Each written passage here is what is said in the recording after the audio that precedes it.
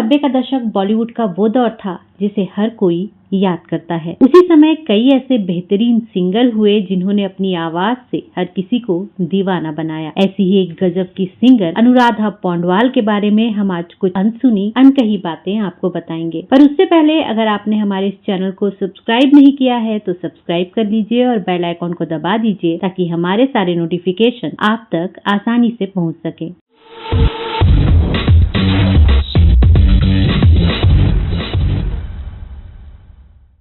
नमस्कार, मैं हूं नीलम शुक्ला देवांगन और आप देख रहे हैं लेमन जूस कैंडी। यहाँ हम आपको बताते हैं बॉलीवुड से जुड़े कुछ अनकहे अनसुने किस्से, कुछ अनकही अनसुनी कहानियां। तो आज हम बात करेंगे अनुराधा पौंडवाल के बारे में। आज बॉलीवुड फिल्मों का जादू हर किसी के सर पर चढ़कर बोलता है। वहीं हमारी फिल्मों को कामयाब बनाने में संगीतकारों का बेहद अहम किरदार रहा है। बॉलीवुड में अब तक न जाने कितने ही ऐसे सिंगर हैं जिनकी आवाज का जादू दर्शकों पर खूब चला। ऐसी एक सिंगर के बारे में हम आपको आज की इस स्टोरी में बताने जा रहे हैं, जिन्होंने अपनी पहचान बनाई भी और सालों पहले खो भी दी।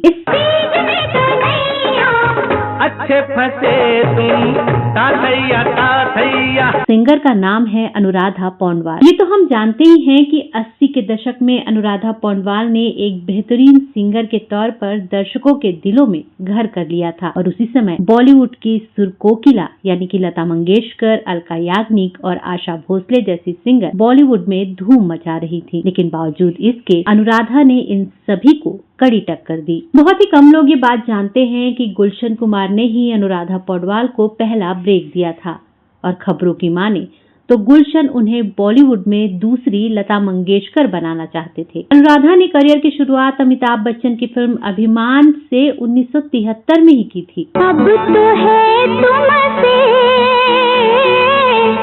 हर खुशी अपनी। जिसके बाद उन्होंने कई बड़ी फिल्मों में अपनी आवाज का जादू चलाया। अनुराधा ने उस दौर के हर बड़े म्यूजिक कंपोजर और निर्माता निर्देशकों के साथ काम किया। 80 और 90 के दशक में गुलशन कुमार की कंपनी टी सीरीज सबसे बड़ी म्यूजिक कंपनी थी। हर सिंगर उनके साथ काम करना चाहता था। इसीलिए अनुराधा पौंडवाल ने भी अपने करियर को नई बुलंदियों पर पहुंचाने के लिए गुलशन कुमार से हाथ मिला लिया। उसके बाद उन्होंने आशिकी, दिल है की मानता नहीं और बेटा जैसी कई सुपरहिट फिल्मों में गाने गाए, जिसके लिए उन्हें लगातार 3 फिल्म फेयर अवार्ड से नवाजा गया। अनुराधा की कामयाबी के साथ साथ बॉलीवुड गलियारों में गुलशन कुमार और अनुराधा के अफेयर की खबरें भी आग की तरह फैलने लगी। दूसरी तरफ अनुराधा सभी म्यूजिक कंपोजरों की पहली पसंद बनती जा रही थी। म्यूजिक कंपोजर ओपी नैयर ने तो अपने एक इंटरव्यू में ये भी कह दिया था कि लता का दौर अब खत्म हो चुका है, अनुराधा ने उन्हें रिप्लेस कर दिया है। वहीं गुलशन कुमार ने अनुराधा पौंडवाल से ये कह दिया कि वो उन्हें दूसरी लता मंगेशकर बनाएंगे। लेकिन तभी उनके एक फैसले ने फिल्म इंडस्ट्री में हर किसी को चौंका दिया कि वो अब सिर्फ टी सीरीज के लिए ही गाने गाएंगी। उनके इस फैसले के बाद से लोगों को यकीन हो गया कि गुलशन और अनुराधा का अफेयर वाकई में चल रहा है। हालांकि इन खबरों को दोनों ने हमेशा ही नकारा था। अनुराधा ने यह फैसला लेकर खुद के करियर को तबाह कर लिया।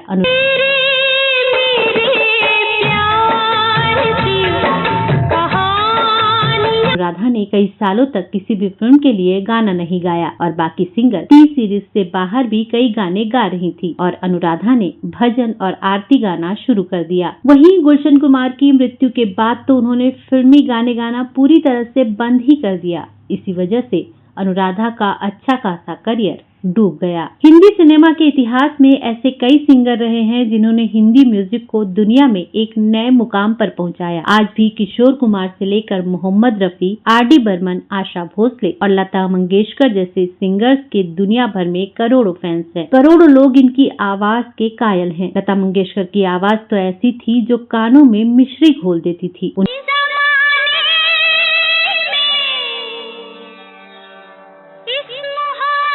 उन्हें स्वर कोकिला कहा जाता था। लेकिन इन सभी सिंगर्स के बीच एक और सिंगर रही हैं जिन्होंने दशकों तक अपनी आवाज का जादू बिखेरा और वो है अनुराधा पौंडवाल। टी सीरीज के मालिक और कैसेट किंग कहे जाने वाले गुलशन कुमार तो अनुराधा पौंडवाल को दूसरी लता मंगेशकर बनाना चाहते थे। वहीं एक दूसरे कंपोजर ने कह दिया था कि अब लता मंगेशकर खत्म है क्योंकि अनुराधा ने उन्हें रिप्लेस कर दिया है। अनुराधा पौंडवाल ने अपने म्यूजिक करियर की शुरुआत 70 के दशक में की थी। उन्हें पहला मौका 1973 में आई फिल्म स्वाभिमान से मिला था। 5 दशक से भी लंबे करियर में अनुराधा पौडवाल ने बैक टू बैक कई हिट गाने और म्यूजिक एल्बम दी और अपनी एक नई पहचान बनाई।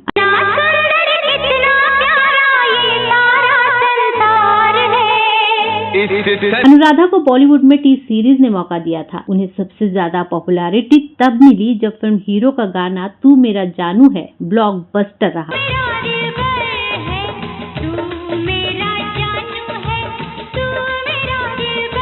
ये 1983 की बात है। इसके बाद 80 के उस दशक में अनुराधा पौडवाल ने एक के बाद एक कई गाने गाए जो हिट रहे और उन्होंने खुद को इंडस्ट्री की बड़ी सिंगर्स में शुमार कर लिया। बाद में अनुराधा पौडवाल ने टी सीरीज के मालिक गुलशन कुमार के साथ हाथ मिला लिया और उनके लिए कई ब्लॉकबस्टर गाने और म्यूजिक एल्बम दिए। गुलशन कुमार भी अनुराधा पौडवाल के टैलेंट से हैरान थे। उन्होंने अनुराधा पौडवाल को दूसरी लता मंगेशकर बनाने का फैसला कर लिया, लेकिन कुछ बातें थी जो अनुराधा पौडवाल के खिलाफ काम कर गई और वो दूसरी लता मंगेशकर बनते बनते रह गई। बताया जाता है कि अनुराधा पौडवाल ने एक बार ये दावा किया था कि उन्होंने एक दिन में लता मंगेशकर से ज्यादा गाने गाए हैं। यही नहीं, उन्होंने लता मंगेशकर और आशा भोसले पर मोनोपोली के भी आरोप लगाए थे। अनुराधा पौडवाल का ये बेबाक अंदाज उन पर भारी पड़ा क्योंकि इंडस्ट्री के लोग और म्यूजिक डायरेक्टर्स लता मंगेशकर और आशा भोसले को नाराज नहीं करना चाहते थे। इस वजह से लोगों ने अनुराधा पौडवाल को नजरअंदाज करना शुरू कर दिया। लता मंगेशकर संग अनुराधा पौडवाल का ये विवाद तब और बढ़ गया जब स्वर कोकिला ने अनुराधा पौडवाल के गाए कुछ गानों को डब किया। रिपोर्ट्स की माने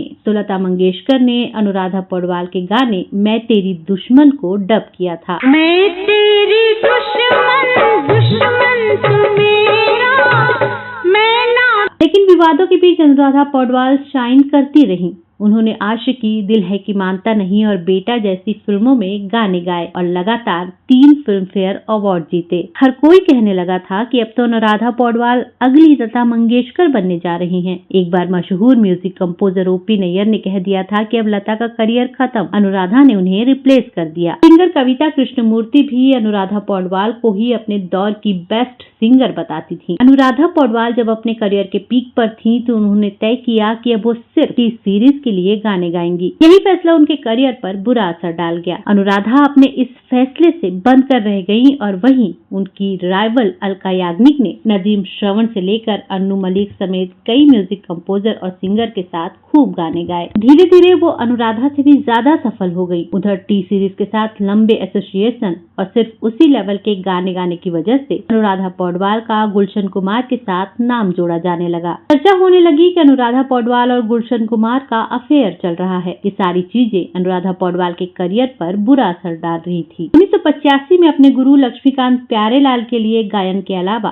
उन्होंने देवा आनंद की इसी नाम की फिल्म में हम नौजवान और महान संगीतकार आर.डी. बर्मन के लिए सुरेश वाडेकर के साथ राजेश खन्ना की आवारा बाप में मधुर न होती दोस्ती तुमसे भी गाया। होती दोस्ती तुमसे न दुनिया को जनन हो। एक और गाना जो होली के दौरान लोकप्रिय हुआ था वो था स्मिता पाटिल अभिनीत फिल्म आखिर क्यों का गाना 7 रंग में, जो कि राजेश रोशन द्वारा रचित था। हीरो की सफलता के बाद अनुराधा पौडवाल न केवल लक्ष्मीकांत प्यारेलाल के लिए एक पसंदीदा डबिंग कलाकार थी बल्कि वो एक पसंदीदा गायिका भी थी। अनुराधा ने जैकी श्रॉफ की तेरी मेहरबानियां में मोहम्मद अजीज के साथ लोकप्रिय और बेहद मधुर दिल बेकरार है और लक्ष्मीकांत प्यारेलाल के लिए सुभाष घई की मेरी जंग में पेप्पी सोलो ओ मेरी ख्वाबों की गाया था।